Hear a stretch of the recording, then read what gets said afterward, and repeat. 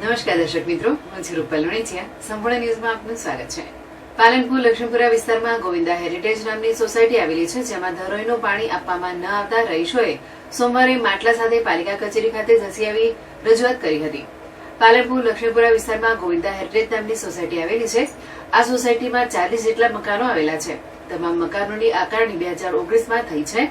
તેમ છતાં ધરોઈ આધારિત પાણી પુરવઠો આજ દિન સુધી આપવામાં આવ્યો ન હોવાના આક્ષેપો કર્યા હતા.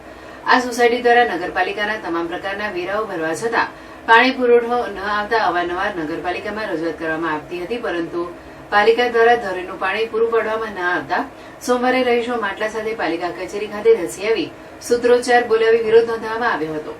ત્યારબાદ પાલિકાના ચીફ ઓફિસરને લેખિતમાં રજૂઆત કરી પાણી પૂરું પાડવા માટે માંગ કરી હતી, જેથી ચીફ ઓફિસર દ્વારા તેમની રજૂઆતને શાંતિથી સાંભળી તેમના પ્રશ્નનો ઝડપથી ઉકેલ લાવવાની ખાતરી આપતા મામલો થાળે પડ્યો હતો.